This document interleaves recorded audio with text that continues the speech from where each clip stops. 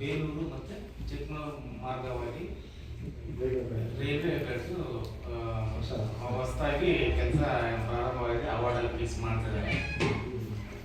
ಎಲ್ಲ ಸರಿಯೆಲ್ಲ ಆಗಿದೆ, ನೋಟ್ಸ್ ಎಲ್ಲ ಕೊಟ್ಟಿದ್ರೆ ಅವಾರ್ಡು ಫಿಕ್ಸ್ ಮಾಡಿದೆ. ಸರ್ ನಮ್ಗೆ ಏನಪ್ಪ ಅಂದರೆ ಇನ್ನು ಸಾರ್ವಜನಿಕ ಅನುಕೂಲ ಒಳ್ಳೆಯದಿಲ್ಲ. ಅದ್ರ ಬಗ್ಗೆ ನಾವು ರೈಲು ಮಾರ್ಗ ಹೋಗಿರೋದು ಅಂತ ನಾವು ಹೇಳಲ್ಲ. ಬಟ್ ಅಲ್ಲಿ ಏನಾಗಿದೆ ಅಂದರೆ ಹಿಂದಿನಿಂದಲೂ ವಾಟೆವಳೆ ಅಂತ ಒಂದು ಚಾನಲ್ ಬಂತು. ಅದು ಸಹ ನಮ್ಮ ತಾಲೂಕು ಮಾರ್ಗವಾಗಿ 4 ಕಡೆ ಬಂದಿದೆ. ಒಂದು ಎರಡನೇದು ಎತ್ತಿನೊಳೆ ಅಂತ ಬಂತು. ಅದು ಸಹ ನಮ್ಮ ಜಮೀನಿಗೆ ಹೋಗಿದೆ. ಇದು ಮೂರನೇದು ಮೂರನೇದು. ಹಾಗಾಗಿ ನಾವು ತುಂಬಾ ಜಮೀನು ಕಳ್ಕೊಂಡು ತತ್ತರಿಸ್ತಿದ್ದೀವಿ.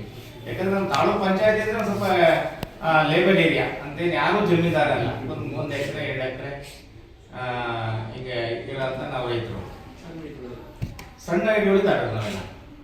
ಸರ್ ಈಗ ನಮಗೆ ಅವಾರ್ಡ್ ಫಿಕ್ಸ್ ಮಾಡ್ಬೇಕಾದ್ರೆ ರೈತರು ಮತ್ತೆ DC ಆಗಲಿ AC ಆಗಲಿ ಅವರ ನಮ್ಮ ಸಮ್ಮುಖದಲ್ಲಿ ಚರ್ಚೆ ಮಾಡಿ ಅಲ್ಲಿನ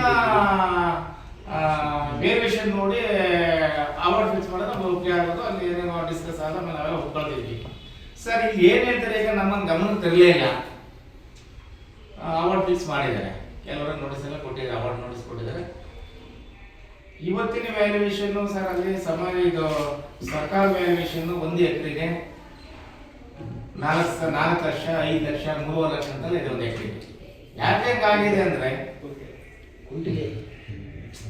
ಹಿಂದಿನ ವ್ಯಾಲ್ಯೂಯೇಷನ್ ಅಲ್ಲಿ ಸರ್ಕಾರ ಫೀಸ್ ಕಟ್ಟಾಗ ಬಡವರನ್ನ ಒಂದು ಸಣ್ಣ ಹಿಡಿದಾರ ಅಂತ ಹೇಳ್ಬಿಟ್ಟು ಆ ಸಣ್ಣ ಅಮೌಂಟ್ ನಾವು ರಿಜಿಸ್ಟರ್ ಮಾಡಿ ಜಮೀನೆಲ್ಲ ಮಾಡ್ಕೊಂಡ್ರೆ ಫೀಸ್ ಕಟ್ಟಿ ಸರ್ಕಾರಕ್ಕೆ ಒಂಥರ ದಾಖಲೆ ಆಗೋಗಿದೆ. ಬಟ್ ಕೊಡೋನಿಗೆ ನಮಗೆ ಅಲ್ಲಿ ಸೋಷಿಯಲ್ ಮೀಡಿಯಾದಲ್ಲಿ ಹೋದ್ರೆ 1 ಎಕರೆಗೆ ಸಾಮಾನ್ಯವಾಗಿ 35-40 ಲಕ್ಷ ತನಕ ನಾವು ಜಮೀನು ವ್ಯಾಲ್ಯೂಯೇಷನ್ ಖರೀದಿ ಆಗ್ತಿದೆ. ಯಾವುದು ಬಾಳು ಭೂಮಿ, ಬರೀ ಸಿಂಗಲ್ ಭೂಮಿ, ಏನು ಬೆಳೆ ಇದೆ ಏನಿದ್ದಲೆ ಭತ್ತ ರಾಗಿ ಜೋಳ ಇದ್ದಾರೆ. ಎರಡನೇದಾಗಿ ಅದರಲ್ಲಿ ತೆಂಗಿನ ತೋಟ ಇದ್ದವರಿಗೆಲ್ಲ 40-50 ಲಕ್ಷ ತನಕ ಹೋಗ್ತದೆ. ಈಗ ಅಡಿಕೆದಲ್ಲಿ ಎಕರೆಲ್ಲ 60-70 ಲಕ್ಷ ತನಕ ಇವು ಆಲ್ರೆಡಿ ರನ್ನಿಂಗು. ಸರ್ ಈ ಮಟ್ಟದಲ್ಲಿ ಇರೋದ್ರಿಂದ ನಾವು ಇರೋದ್ರಲ್ಲಿ 1 ಎಕರೆ 1 ಎಕರೆ ಜಮೀನು ಅದನ್ನು ಕಳ್ಕೊಂಡು ಸರ್ ಇವಾಗ ಇವರು ವ್ಯಾಲ್ಯೂಯೇಷನ್ ಮಾಡಿದ್ರೆ ಅದ್ರ ಪ್ರಕಾರ ನಾವು ಅಮೌಂಟ್ ತಗೊಂಡ್ರೆ ಸರ್ ನಾವು ಎಲ್ಲಿ ಹೋಗ್ಬೇಕಾದ ಸ್ವಾಮಿ? ಎಷ್ಟು ಕೊಟ್ಟರು ಇವರು ಸರ್ ರುಪೀಸ್ ಅಲ್ಲ ಸರ್. ಅವರು 12 ಲಕ್ಷ ಮಾಡಿದ್ರೆ ಬಿಟ್ಟರೆ ಗೊತ್ತಿಲ್ಲ, ನಮಗೆ ಇನ್ನೂ ಗೊತ್ತಿಲ್ಲ.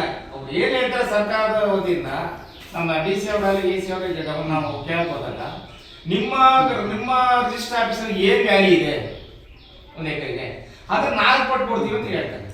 ನಾವು ಅದ್ರಲ್ಲಿ ಕನ್ಸಲ್ಟ್ ಮಾಡಿದ್ದೀವಿ. ಸರ್ ದಯವಿಟ್ಟು ಕೈ ಮುಗಿದು ಹೇಳ್ತೀವಿ ನೋಡಿ, ಆ ಇವತ್ತಿನ ವ್ಯಾಲ್ಯೂ ತಗೊಳ್ಬೇಡಿ. ಯಾಕಂದ್ರೆ ಇವತ್ತು ವ್ಯಾಲ್ಯೂ ತಗೊಂಡ್ರೆ ನಾವು ರೈತರು ಸರ್ಕಾರದ ಫೀಸ್ ಕಟ್ಟಕ್ಕಾಗದಲ್ಲೇ 4 ಲಕ್ಷ 3 ಲಕ್ಷ 5 ಲಕ್ಷ ಬರ್ಸ್ಕೊಂಡು ನಿಮಗೆ ಫೀಸ್ ಕಟ್ಟಿ ಬೇರೆ ಒಳ ವಿಚಾರದಲ್ಲಿ ನಾವು ಅಮೌಂಟ್ ಅವರಿಗೆ ಬೇಕಾದಷ್ಟು ಕೊಟ್ಟಿದ್ದೀವಿ. ಏನು ಇವತ್ತಿನ ವ್ಯಾಲ್ಯೂ 40 ಲಕ್ಷ ತನಕ ತಗೊಂಡಿದ್ದಾರೆ, ಕೊಟ್ಟಿದ್ದೀವಿ. ಅದನ್ನ ಬಿಟ್ಬಿಟ್ಟು ನಮಗೆ ಇವತ್ತು ಸೋಷಿಯಲ್ ಏನು ಜನರಲ್ ಆಗಿ ಏನು ನಡೀತಿದೆ ಅದನ್ನ ಕನ್ಸಲ್ಟ್ ಮಾಡಿ ನಿಮಗೆ ಅಮೌಂಟ್ ಕೊಡಿ ಅಂತ ನಾವು ಒತ್ತಾಯ ಮಾಡಿದಾಗ ನಮಗೆ ಆಗೋದಿಲ್ಲ, ಹಂಗೆ ಆಗಲ್ಲ ಅಂತ ಹೇಳ್ಬಿಟ್ಟು ನಮಗೆ ಗೊತ್ತಿಲ್ಲದೆ ಸರ್ ಮಾಡಿದ್ದಾರೆ. ಸರ್ ನೋಡಿ, ನಮ್ಮ ತಾಲೂಕು ಪಂಚಾಯತಿಗೆ 3 ಹಂತವಾಗಿ ಕಳ್ಕೊಂಡಿದೆ ಜಮೀನು. ತಾವು ನಿಮ್ದು ಸಹಕಾರ ಇರ್ತದೆ ಸರ್. ಯಾಕಂದ್ರೆ ನಮ್ದು ಒಂದು ಮಕ್ಕಳ ನಾವು ನಮಗೆ 3 ಜನ ಬೇಕು. ಈಗ ಏನ್ ಉಳಿತು ಸರ್? 1 ಎಕರೆ 5 ಗುಂಟೆ ಹೋಗಿದೆ. ಈಗ ಅವರು ಕೊಟ್ಟಿರೋಂಥ ವಿಚಾರ ತೆಗೆದ್ರೆ ಕೆಲಸ ಇರುತ್ತೆ ನಿಮಗೆ ಅಮೌಂಟ್ ಅಲ್ಲಿ. ಅದಕ್ಕೆ ನಾವು ಹೇಳ್ತಿದ್ವಿ, ಬೇಡ ನಮಗೆ ಸೇರಿಸ್ಕೊಡಿ, ಸರ್ಕಾರ ಕಳಿಸಿ. ಅಂದ್ರೆ ಯಾವುದು ಇವರು ಸರ್ಕಾರದ ಅನುಮತಿಯಲ್ಲೇ ಮಾಡ್ತಾ ಇದ್ದಾರೆ ಸರ್. ಇದುವರೆಗೂ ರೈತರದ್ದು ನಾವು ಬೇರೆ ಜಮೀನು ಇಲ್ಲಿ ಬೇಡ ಸರ್, ನಮ್ಗೆ ಏನು ಬೇಡ ಸರ್. ಜಮೀನು ಕೊಡಿಸಿ 1 ಎಕರೆ ನಮಗೆ ಕಳ್ಕೊಂಡ ನಮಗೆ ನಮ್ದು ಎಷ್ಟೋ 1 ಎಕರೆ 5 ಗುಂಟೆ ಜಮೀನು ಕೊಡಿ, ಎಲ್ಲರೂ ಸರಿ ತಗೊಳ್ತೀವಿ. ನೀವು ಎಷ್ಟರ ಪರಿಹಾರ ಕೊಡಿ ನಮಗೆ ಅಂತ ಬೇಡ, ಹಂಗಾಗಲ್ವಂತೆ. ಕನಿಷ್ಠ ಅಂದ್ರೆ ಒಬ್ಬ DC ಅವ್ರು ಇರ್ಲಿ, ನಾವು ಸುಮಾರು ಸಹ ಟ್ರೈ ಮಾಡೋದು DC ಅವ್ರು ಕನ್ಸಲ್ಟ್ ಮಾಡೋಣ, ಮಾತಾಡ್ಸೋಣ ಅಂತ. ಬಟ್ ನಾವು ನಾನು ಅಪರಾಧ ಮಾಡ್ತಾ ಇಲ್ಲ, ಅದು ನಮಗೆ ಟೈಮ್ ಸಿಗಲಿಲ್ಲ ಬಿಡಿ. ನೆನ್ನೆಲ್ಲ ಕಾಗ್ಬೋದು, ಮೊನ್ನೆ ಕಾದು ಈಗ ಹಿಂದೆ 2-3 ಸರಿ ಕಾದಿದ್ದೇವೆ. ಬಟ್ ಏನೋ ನಾನು ಯಾಕಂದ್ರೆ ಅವರು ತಪ್ಪು ನಾನು ಹೇಳಲ್ಲ. ನಮ್ಗೆ ಗ್ರಾಚಾರಲ್ಲ ಅದ ಗೊತ್ತಿಲ್ಲ, ನಮ್ಗೆ ಟೈಮ್ ಸಿಗ್ಲೇ ಇಲ್ಲ ಡಿಸ್ಕಸ್ ಮಾಡಕ್ಕೆ. ಈಗ ನೆಲ್ಲ ತಗೊಂಡ್ಬರ್ರಿ ಸರ್